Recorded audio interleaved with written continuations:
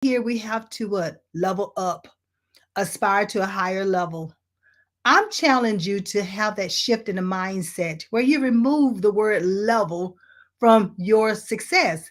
Instead, you continue to achieve success on your own because you've defined what success is, you know your worth, you can advocate for yourself, and therefore you're able to continue to succeed.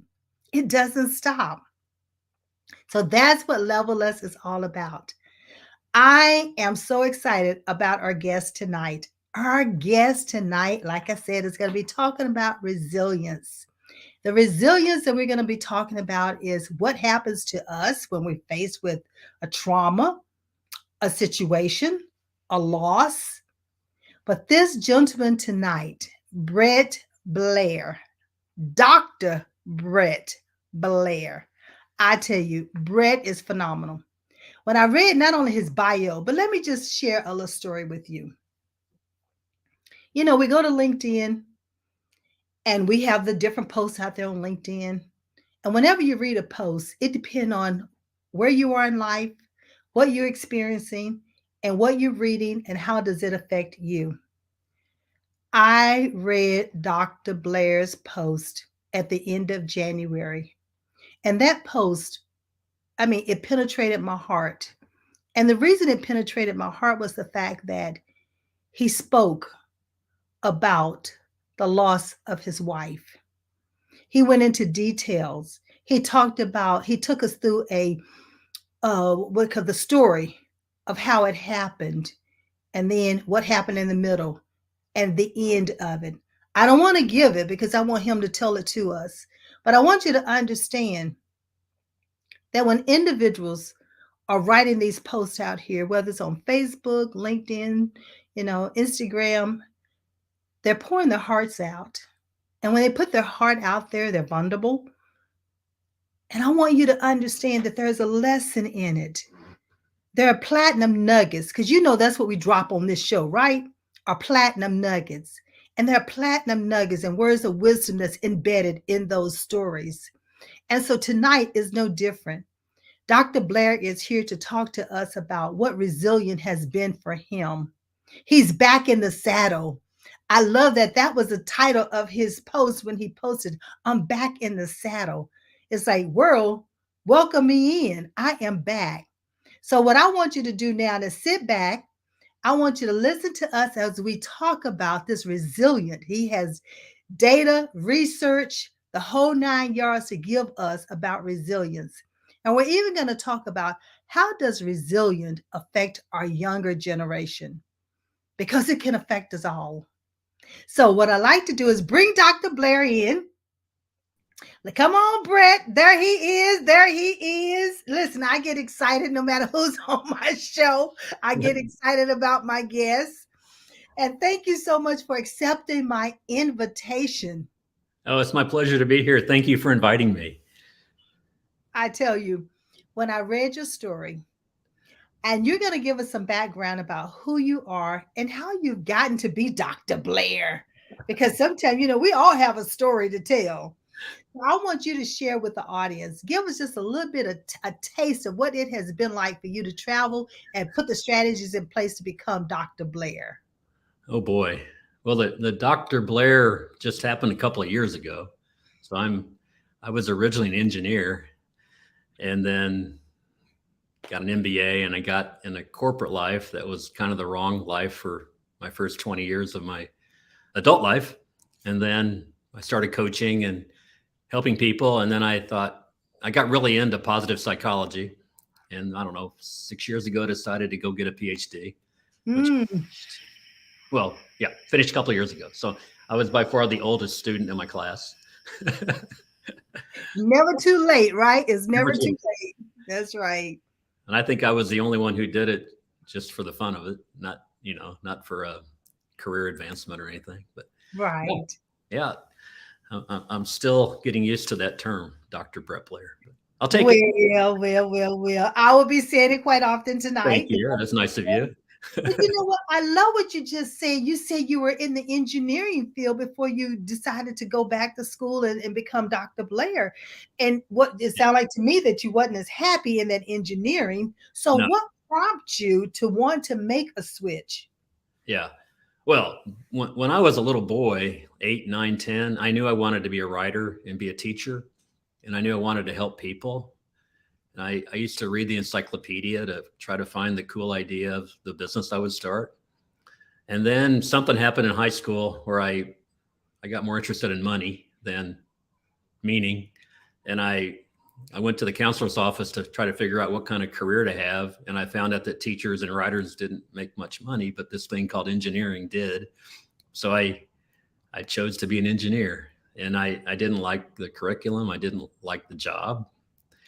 I did it. And then I met a lady and got married, and 20 years went by. And I got out of engineering, got into I got an MBA and got into other roles, but on a corporate path that I didn't even think about it. Is it the right path? I just did it.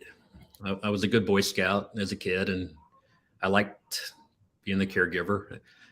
And it was in my mid 40s, I started to wonder, what am I doing? Like literally, I remember looking at the clock in my office, watching it tick, and just watching time tick away, trading my time for money. And I had a typical midlife thing, and I'm glad I did, because it caused me to really think about me, and I made a big change. Yeah. But the reason, and now I'm a psychologist. So the little boy in me knew what I wanted to do. That was to help people. Yes. You know, Brett, it's so often that it happens like that. The child in us, we have the imagination, we dream, and I mean it's far big dreams, what we can do and who we can become.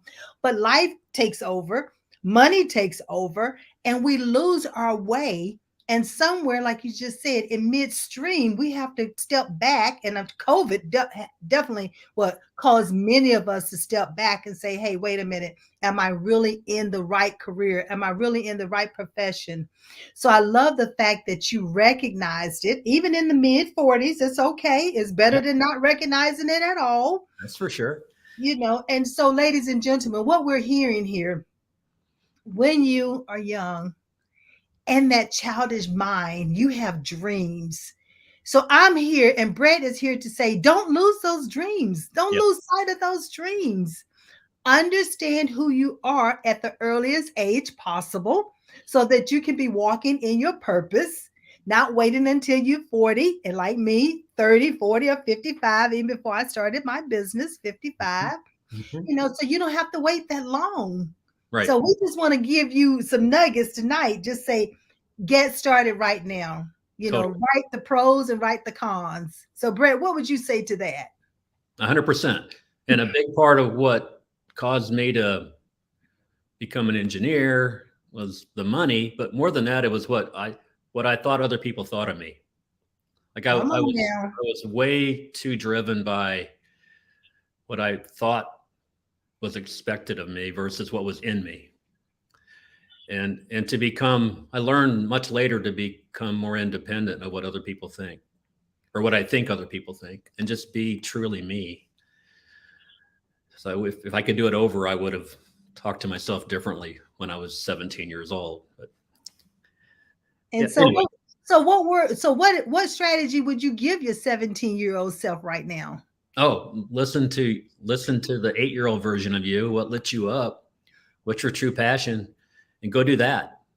And don't pursue money, and don't pursue popularity, and don't try to be cool, but be authentically lit up by whatever your unique passions are. Yes, that I can, you if I love that. I've raised 3 children. If I could raise them over again, it would be with a little different interest in what is their unique spark, and not pushing them into the college career, the college path that my parents pushed me into, and all that. Just there's a lot of different ways to pursue a good life. And listen, and you already know you're talking my language, right? You No? already know you hitting the points, you hitting the points, you knocking it out of the ballpark, Brett. And the reason why I'm saying that is because with this Highlands assessment that I do, it helps our youth, our young people, starting at the age of 14, to understand exactly that. What are you truly your everyday natural abilities so you can understand what career or what profession matches with who you are as a person, in Beautiful. your DNA, in your core, what you love to do, and nobody had to teach it to you. That's what I do. But many times it's hard to get parents to understand that this is a need.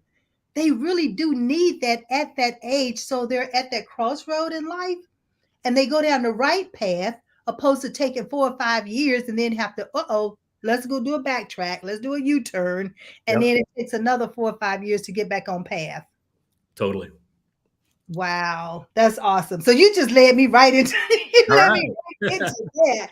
That was beautiful. And ladies and gentlemen, this has not been rehearsed. So Oh. let's put it out there. So tonight we're going to be talking about, give us just a little insight on that transition that you had to go through and experience with your wife, and lead us into this resilience and how you came about that. Okay. I think I need to back up a bit to set the stage for it. So I told you I was an engineer, 20 years, a great corporate life, had really good career and a family and all that. And on the outside, I looked like things are great, but it Okay. finally bubbled up. I was 46 years old. I ended up resigning from that career and started my own business. It was a recruiting company. I was living near Detroit, Michigan then. And I hired a coach to coach me in that business, not knowing he would coach me in my life. At my mid 40s, I learned to set goals and to be authentically aware of what are my personal interests. And I started to work on getting work on me. And Right. my wife did not like that. It became the beginning of a marital problem. We ended up getting divorced. This was in 2009. I opened my business in 2007. And then it was all recruiting in the automotive space. 2008, 2009, you can remember, it was a terrible time to, Right. and Detroit went bankrupt. It was really bad. My business went from doing great to doing terrible. Got divorced, 3 adult children who were kind of mad. When it couldn't get any worse, my mother, who was living in Florida, called me and told me that she had a lung disease, that she just found out she has a lung disease and needed to get a lung transplant. And her doctor in Florida recommended a place called Duke in Durham, North Carolina for that procedure. And long story short, they would only take her as a patient if she had a family member live with her as her caregiver and be on call to rush her to the hospital the minute they got donor lungs. So Mm. 2010, at 49 years old, divorced and bald and almost broke, I moved to Durham with my mother. It was the lowest point of the lows. I had to cash my life insurance policy to make payroll, this close to bankruptcy.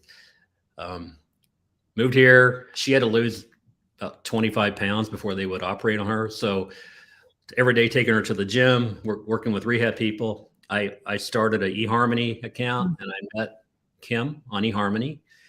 A couple of months later, my mom had a double lung transplant. She went home to Florida and I stayed in Durham, and Kim and I got married. I was Wow. having a coaching meeting once a month this whole period, developing and growing as a person, even though outside things were tough. I decided to stay in Durham, run my recruiting company remotely, being coached once a month. And it hit me that while I like my recruiting business a lot more than my corporate career, I don't love it. What I love Mhm. is this thing called coaching. So I started getting trained and certified and became a coach. I sold my recruiting company. Kim had a great job at Blue Cross Blue Shield in North Carolina. And our marriage was just beautiful.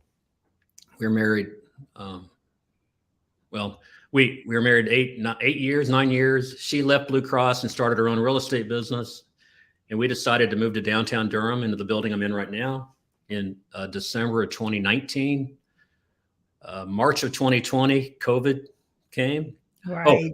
and about 2016, I started towards my PhD in psychology. I got Hmm. really interested in, I read a book called Flourish. I'll talk more about this, but there's a book called Flourish written by Dr. Martin Seligman, written in like 2012, I think. I read it and I couldn't believe there's a science around called positive psychology, the science of what you can do with your habits and your mindsets and your beliefs to improve the possibility that you flourish both physically, emotionally, relationally. And I got so interested in that I decided to get a PhD in it. Uh, Hmm. when I did that, there was no PhD in the U.S. in positive psych, so I got a PhD in industrial and organizational psychology. And Okay. I've been ever since I started my recruiting company really deeply interested in resilience because I saw some recruiters that did really, really well and some that did really poorly in the same economy. And I saw that their ability to bounce back was like critical. A sad thing, a couple of years after I got divorced, my first wife took her own life. And it was very traumatic, but it caused me to really wonder, why do some people go through trauma and grow and other people go through trauma and give up or Hmm. die? So I had like a personal interest in resilience. Then I formally studied it as part of my PhD program. Then it became time to pick a dissertation topic to finish that thing. And honestly, out of frustration with how long it was taking, I picked what I thought would be a really easy topic. I chose to do a qualitative study on how people go through layoff. Ooh. And my study was specifically on middle aged corporate male managers who got laid off in the past 5 years and then were successful in finding a new job, thinking that would be a pretty easy project for me because I used to be an HR guy. I've laid a lot of people off. I used to own a Right. recruiting company. I've recruited a lot of people. And now I'm a coach. I've coached a lot of people. So I started that. I was in the middle of that project. We moved to downtown Durham. COVID came and it shut down the city. And so as I'm interviewing these men who have been through layoff, I'm aware that this project is moving from just to get it done thing to something that's applicable because of all the layoffs. Right. A month later, Kim was diagnosed with ALS. And I don't know if your listeners know, it's also called Lou Gehrig's disease, but it's a disease where you become over time completely paralyzed and then you die. Right. Um, the whole world shifted in a blink when that diagnosis came. Mm. April 29th, 2020. She and I ran 2 half marathons a year for 9 years together. And we were training for this one when her right hand started to get stiff, and then she hurt her right leg on the treadmill. And then a few weeks later was diagnosed with this disease. So what was interesting was I was wrapping up the analysis of my dissertation, studying the recordings of the men I interviewed, and I recognized that their journeys through losing a job and getting through that was very comparable to the journey of losing a spouse and getting through it. Mm. And as I finished my dissertation and defended it with my committee, which went well, I then said, "Do you mind if I go personal?" And they said, "Of course." And I told the rest of the story to the professors, and there were tears in the room. And they said, "You need to write a book. You need to get Mhm. published." So I now have applied in my own recovery from losing my wife the basic same framework that these men went through in their journey through layoff. Um, so that's a long-winded answer to your question, how I got to where I am. What I wrote about was how, well, I'm writing a book right now.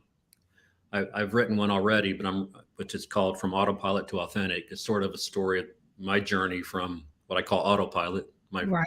first 20 years of my adult life, to finding my real passion and all the changes. But this particular book is called Born, Love, Die. And it's a story, true story about that year of ALS and the changes that happened to me through caregiving my beautiful wife through her journey with this disease. and it fundamentally changed me. And I'm aware that we don't know how much time we have left. She was perfectly healthy, and one day she was not. So no matter how well we try to take care of ourselves, we don't know, and we're gonna die. And I say that as an objective fact, not as a dark, scary thing, but Right.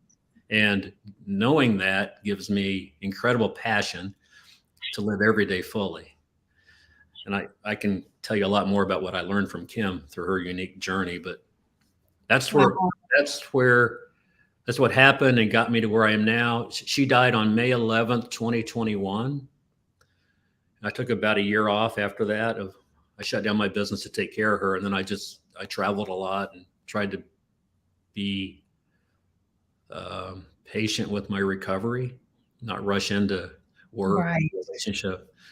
And when I said I'm back in the saddle, I'm back. I'm back to work. I'm coaching, and I'm writing this book. I'm running a couple of startups. I'm dating a beautiful woman, and very active in my church, and good health, and very happy to be in a flourishing time. This- One thing I know, and I learned, and I coach people on this, that life is hard, life is unfair, life is full of traumas and tragedies. You cannot avoid any of that. But Right. between those episodes of hard, unfair trauma are opportunities to flourish. And if you choose to flourish, which I do, you can do that. That's my story. I know you're giving me goosebumps over here because I mean you're right. The caregiving, choose to flourish. Again, it's the mindset. It's the shift in the mindset. And although you've gone through, this transition and the loss of, a wife, and a loss of a wife twice in a sense, I've because lost, divorce once, you well, know, and she died, by the way. I've and lost, then she died, right? And then the other one, then she's gone, you yeah, know. And I loved, we talked a little bit earlier, and the book that you're writing is called Born, Love, Die, and as we were talking about that, I told you, I say, well, it's about that dash that we have between our birth date and the date we leave this earth. And I talk about that dash even with the young people so that they can understand that that dash is who you are. That dash is your brand. That dash is your legacy. And that dash is resilience. That shows, can you bounce back from these trials and tribulations and the traumas that we go through, the challenges. I love the fact that you said life is not easy, it's difficult. It didn't come with the manual. It's on the job learning, it's on the job training.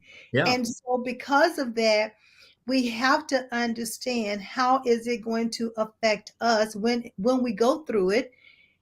And many times we have to sit with it. I love the fact that you said you took a year off,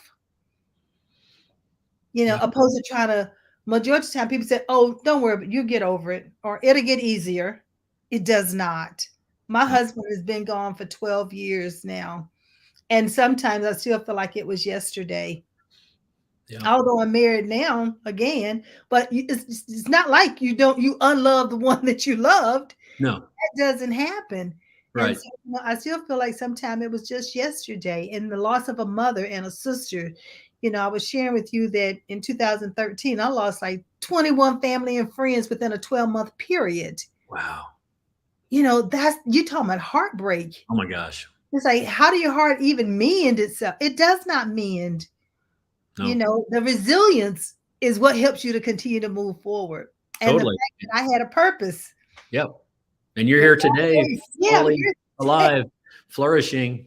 Somebody else in that same situation in 2013 could have crawled in a ball and given up, yes, but you didn't. exactly. And don't think I didn't think about it, Well, you didn't do it though. but I didn't do it because that's the little curious little 17-year-old in me. Like, hey, let's get up and let's make life.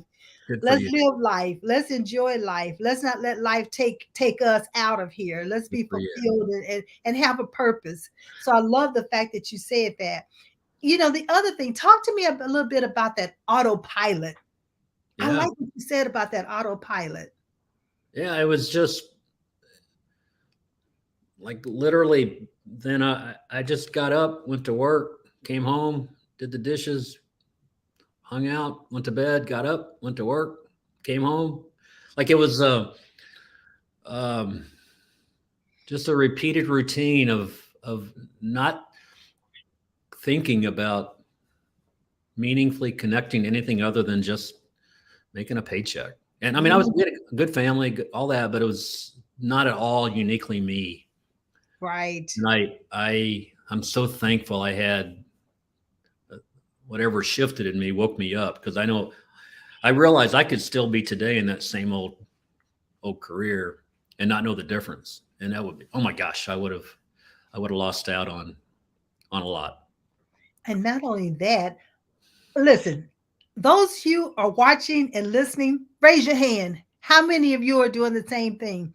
Going to work, coming home, go to sleep, get up, go to bed, and you've been doing it like 5, 10, 15, 20 years.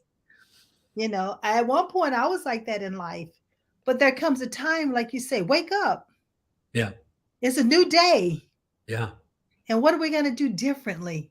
Let's live. Let's let life not necessarily haphazardly take its course, but let's put a strategy in place and let's make it happen. I Totally. love that. I love that. I love that. What, So, what, and what I learned through Kim's disease and struggle and death is that no matter how healthy you think you are, and no matter how careful you are in this world, things happen that are completely out of your control. So we don't know how much time we have left. So my passion for living each moment fully is on fire, which is what she wanted, and she told me to be that way, and she was kind of that way even before she became ill. mhm, But I am now. And one reason I'm writing this book is I don't want to forget the lessons I learned through her struggle and through her legacy. So I'm privileged to be able to share it through a book. I can't wait to read it. Thank So, you. tell us a little bit about the book that you've already written. Tell us Yeah, about the premises of it. it was my coach, Dr. Tom Hill. Um, he tells all his clients this, that you have a book in you. Write the Yes. book. Write the book. I heard that for years, and I finally thought, all right, I'll write the book. And I was going to write a book. Kind of. This is interesting, by the way. Have you read Tuesdays with Maury? Yes, I Okay, have it. so great book. It's based on him interviewing Maury, Right. Mitch Albom. So I was going to write a book of me interviewing Tom Hill, because he's quite a bit older than me and he's got lots of wisdom. So I interviewed him, and as I was writing the book, I realized, and actually a friend told me, Brett, the book is not about Tom; it's about you. You can Mm. have Tom in it, but write about what's happened to you. And so I did. It's sort of an autobiography book about my shift from that corporate guy in the wrong career to waking up to a new way to live. The coaching philosophies are in there, and some funny stories. But yeah, I wrote that in 2015, Okay. and it's on Amazon. It's a pretty good book. My book I'm writing now is going to be much better. I'm putting a lot more effort into it. But they can still get purchase that book. Just Oh, go to they can. They Amazon. can. Yeah, Right. Go from autopilot to authentic. It's also on Audible. I read it on Audible okay. for Good. people who don't want to read. I don't know if I'm a writer who's a coach or I'm a coach who's a writer, but I'm both. It's okay. You can be both. And I And love you can writing. be good at both. The Yeah. 8-year-old is back. One day I'll write a fictional novel. So far, it's been true stories. Well, you know what? We'll see. Well, You know when it's time. I do, When and it's I'm time, going the to live to universe will let you 115. know. Hmm. I'm 61. I'm going to live to 115 unless something Okay. happens. That's with great health, physical, emotional health, mental health. So I've got time to do all that. Yeah. Yeah. Yeah. And I always, I'm like your coach. When the ones that I'm coaching, as a matter of fact, I created a journal. And so Nice. they get a journal, and that's where they start writing. And every 4 pages is a prompting word that keeps them writing. Beautiful. Like know it, live it, do it, believe it. And so sometimes they go through the book and find out what the it they want to write about. I love And that. other times they do it in the order that is already in the book. But Yeah. the most important thing that both of us said is that get it out, Yes. release it, Write it. It's therapeutic. It's healing, and many times you're writing to yourself about yourself. And that in itself can be, healing, Very and much. you're not carrying it all the time within you. So, and Brett, listen, with you writing like that, if you had been journaling, that too, it can become a book. It does. No, I'm thinking when I started my business and hired a coach, Dr. Hill got me to become a reader. I never was a reader. I read what I had to read, for Right. college. So at 46 years old, I started reading. He also said, start a journal. So I became a journaler. I still do both. I read a lot and I journal a lot. And my journal is a big part of my book. I'm writing. I'm born to love Okay. God. There's a whole chapter that's basically my journal came back. And my memory is good, but not nearly as good as my written words from what happened. I don't tend to remember some of the really hard, sad things, but I'm glad I could read about them and bring them back through my journal. Do your journaling. Through my Yeah, journal. Journaling is a magic habit. it is. It is. I did a workshop on journaling, and it was truly amazing. The testimonials afterwards, that individuals had not even thought about journaling. And I talked to them about journaling is not only the written word, but you can write, you can sing it, you can put in poetry, you can doodle, Yeah, you can draw pictures. All of that's a form of journaling. And it majority of the is. time people don't even realize that. So it's like, yes. And so Yes. I Yeah. encourage them to do that. So we have a LinkedIn user. I love the humor. I didn't get a chance to read. I love the humor, Brett. I tease my niece and nephew. I'm going to be the auntie that lives I to love be that. 128. I love it. Go I Auntie. love it. Yes. And Peggy Tatum was on here to let us know that she's on here, and she's the owner of the Connection Place, TCP magazine. Nice. And so she's a nice connector. And so she's one of my big supporters as well. So, Wonderful. yeah, Brett, I love the fact that you're talking about the journaling, and also the fact that the therapeutic side of it as well, and help individuals to understand, get away from that autopilot. It's Yes. time for you to start living life. It's time for you to start thriving, not just surviving. 100%. And I not this isn't always the case, but oftentimes it is. If you get really good at whatever you're passionate about, you can Mhm. make a living. I mean, you can go participate in the economy and do fine. It's not like you have to not have any money. If you get really good at what you're passionate about, you're probably going to be very marketable at that thing. Yes. And not only that, there's other people out there who need what you have to offer. But 100%. if you don't ever put it out there, if you don't ever take that leap or that jump or that next step, you never know. And don't hide behind your in everyday natural abilities. It's time for you to start using them. And can you imagine how beautiful this world would be if everybody was doing their natural gift? It, And you're talking it's to utopia. listen, you're getting me excited all over again, Yeah, because that's what my assignment is. That's what my assignment is right now while I'm on this earth, is to help individuals to discover, identify, or confirm what their everyday natural abilities are. I love that. Way to And go. once you do that, Dr. Brett, you already know that they can easily create a strategy Yeah. and start putting actions to it. Oh, I love the fact that you use the word imagine, because you see my Oh, brain going, right? Imagine our youth yeah. at 14 Yeah. understand this ability that they have. They don't have to listen, be dictated to, or have the peer pressure, or go into a direction because they think it's going to make money, and find out it's not making any money because they're miserable at doing it. So they Right. don't even do their best. They're not doing excellent at it. Right. So, what advice would you give some of these 14, 15, and 16-year-olds today? Yeah. Well, it's interestingly the same advice I'd give anybody of any age. But let me tell you. So I mentioned the book Flourish. Have you read it? Mhm. No, I have not.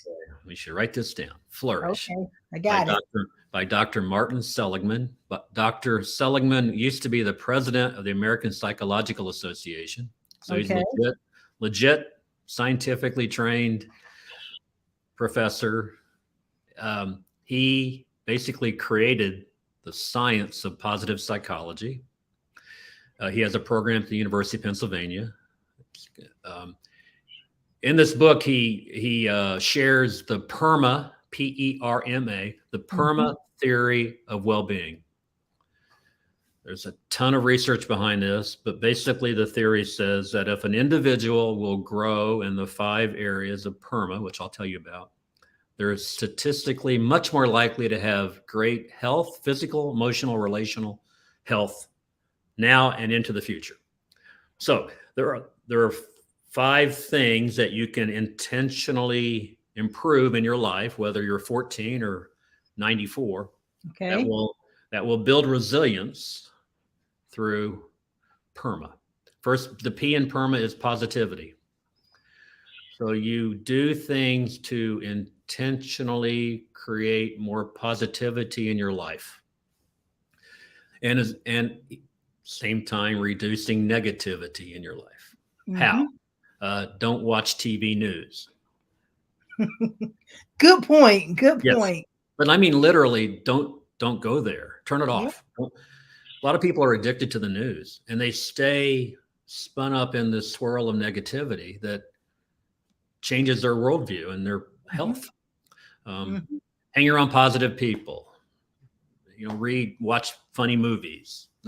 We could go on and on about Mhm. how to increase positivity. There's actually a professor at University of North Carolina, Barbara Fredrickson, wrote a book called Positivity, and she reveals it's called the Losado ratio. But the magic ratio is 3-to-1. If you can have a ratio of 3 positive emotions to 1 negative emotion or greater in Mhm. your life as an individual, in a marriage, in a work team, you're going to far outperform and be happier, Mhm. flourish versus those that don't. And we're surrounded by an epidemic of negativity. So Yeah. we as individuals, and we as a 14-year-old need to decide, I'm going to be a positive person. I'm going to surround myself with positivity. That's the P in PERMA. E, engagement or flow. Do things that get you into flow. And I'm sure you know it. The flow is when time stops, when you're Right. one with the music, when you lose track of what you're doing because you're so engaged in the thing. Kids know what this is. They're like playing basketball and you keep hitting 3-pointers or whatever that thing is that you're so connected to that you lose track of time. Do more of that Mhm. as an adult, as a teenager.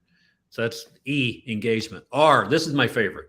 The superpower of resilience is the R, called relationships. Positive relationships. Surround, as a kid, as an adult, nurture existing relationships and build new relationships as a intentional act.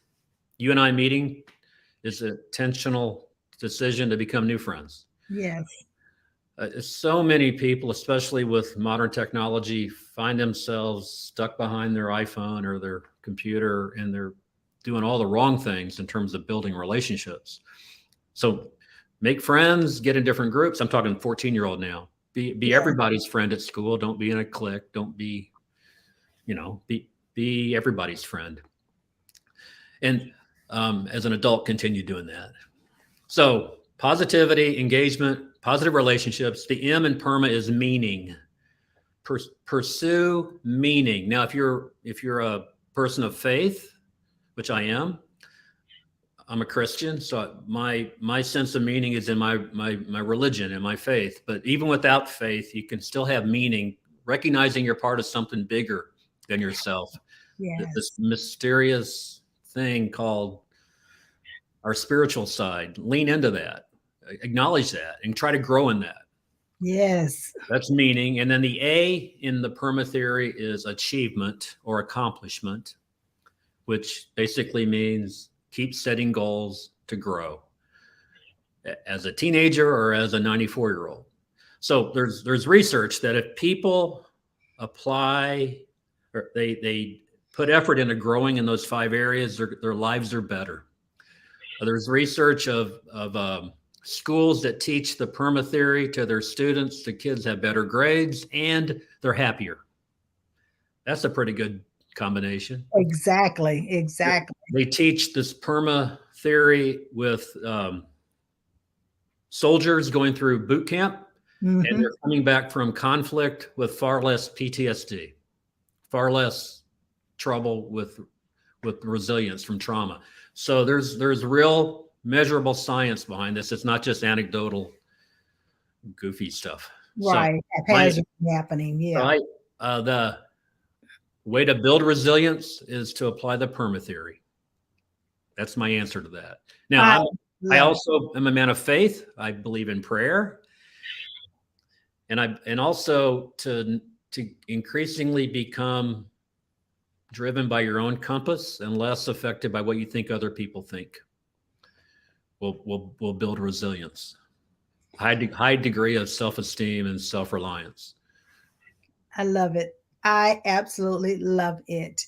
I had not heard it put like that, but I love that you have the acronym, the PERMA, and then you have the definition behind each letter. Mm-hmm. And I remember being, after graduating from high school, I was in a workshop or something, and I saw this book called The Promotable Woman. Okay.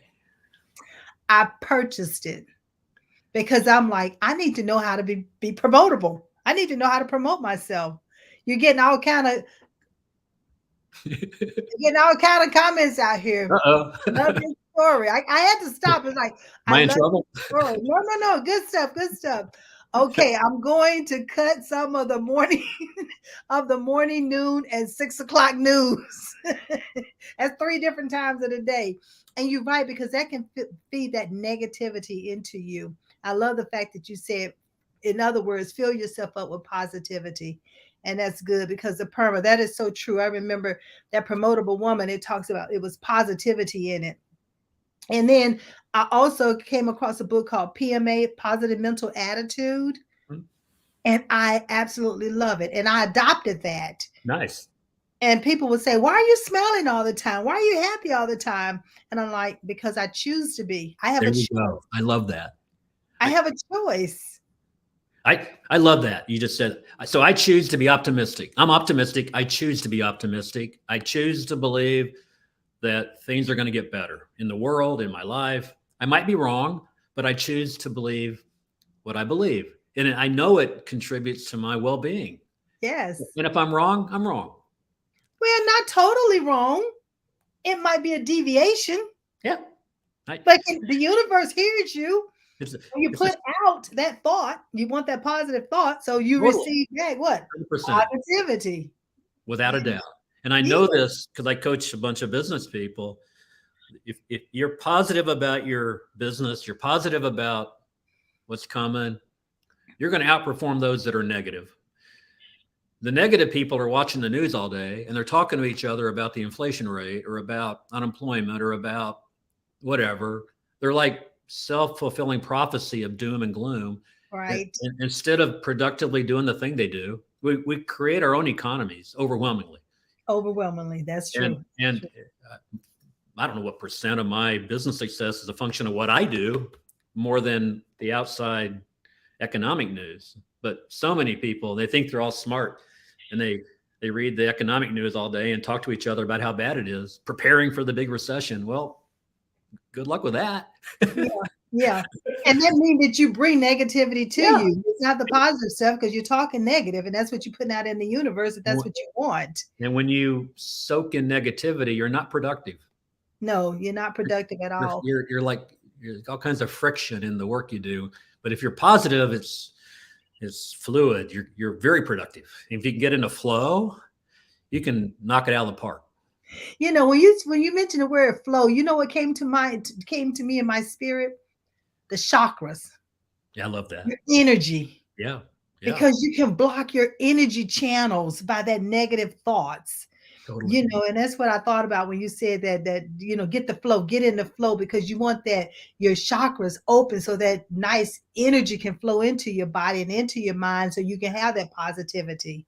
Yes. All right, I'm getting too scientific right here myself, No, but that's right. Yeah. I love that. I love that. I love that. I love that. Yeah. If you want, I'd like to share. So I mentioned with you how to build resilience, and I've been doing that in my own life. But when trauma comes, which it will, It there's a will. different. I learned what came out of my dissertation was a kind of a different pathway of getting through the trauma. See, resilience or perma theory prepares you for it, but then when it happens, it's kind of a different roadmap that I want to share real quick. I All was right. I was so amazed by this. So in this work I did, every one of the men that went through a really hard layoff reported to me that they were thankful that it happened. It was a blessing in disguise. Actually, they Mm, used that term, even though it was hard and it was disruptive and not planned. It forced them to grow as a man, as a husband. It forced them to go learn something new, maybe enter a new industry, do something new that they would have not had the opportunity to do if they had kept that old job. And they were thankful for it. That was one.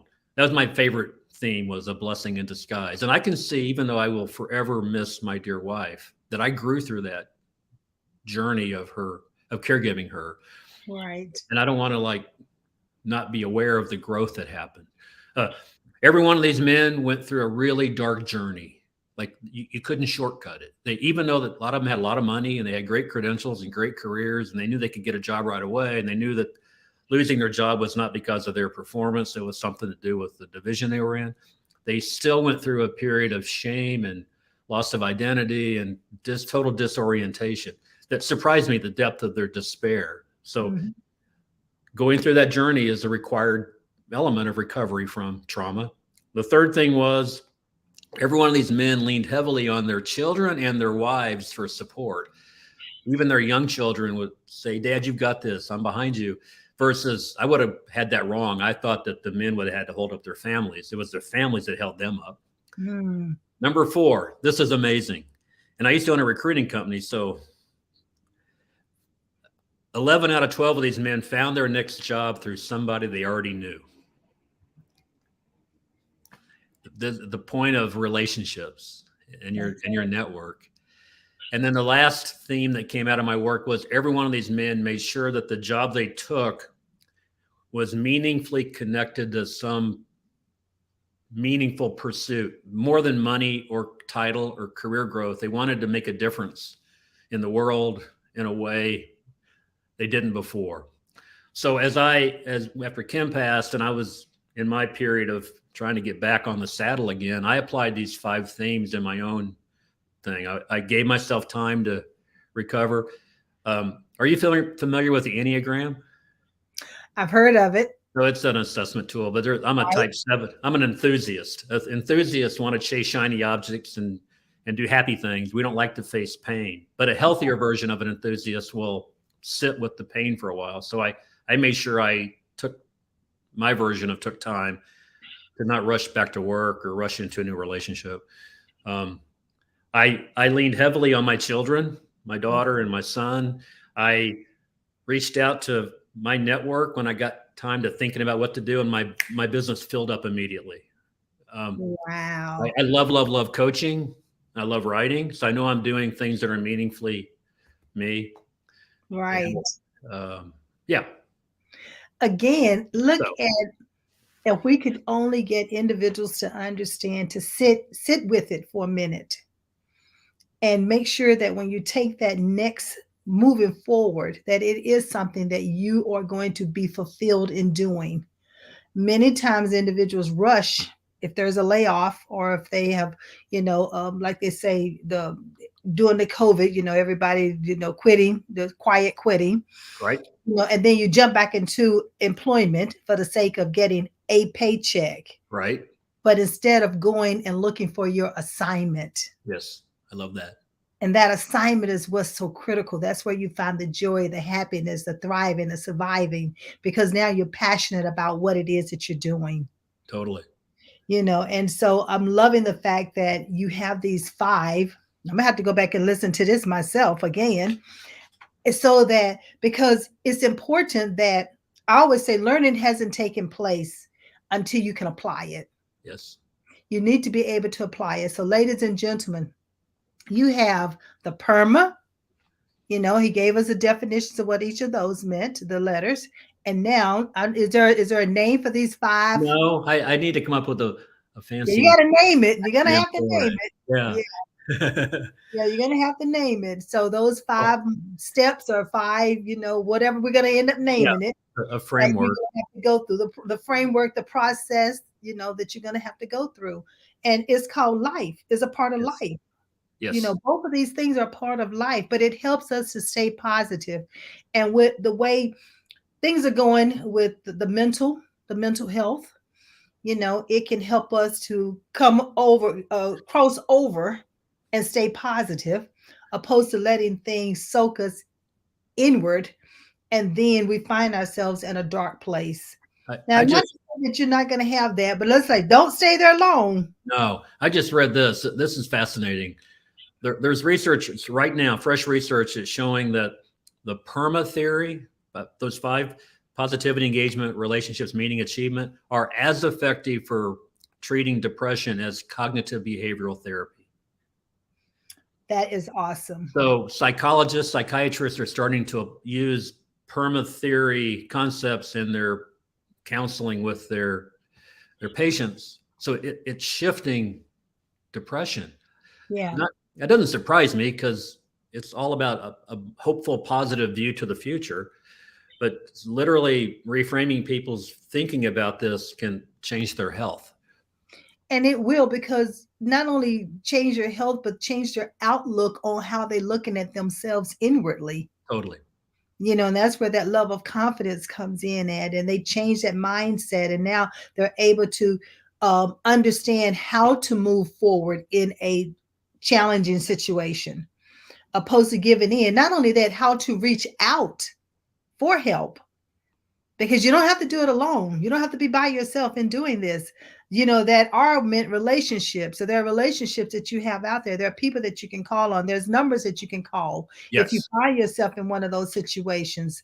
So we want to make sure that you understand that there's no reason for us to be doing any of this by ourselves in a silo type Not at situation, all. 100%. or solo, whichever one we want to call it. Yeah. But there's no reason to be by yourself in doing it. Now, to me, the theme that runs through the perma theory and in my research are relationships. That's the power theme is to Mhm. generate and nurture positive relationships in your life. And when you need help, reach out for it. Your friends want to help you. Your loved ones want to help you. A whole chapter in my new book is on your getting help. I allowed people to help me when Kim was sick, and to tell them they can't doesn't serve them. People want to help, let them help, like through Meal Train, or we had a GoFundMe. You know, Yeah, I love that, because when my husband was ill for the 7 years, he did not want me other to help. ask anybody for help. So I had to endure it all by Oh, myself. bless you. Yeah. And even though I have two children, but he didn't even want the children to come around. Wow.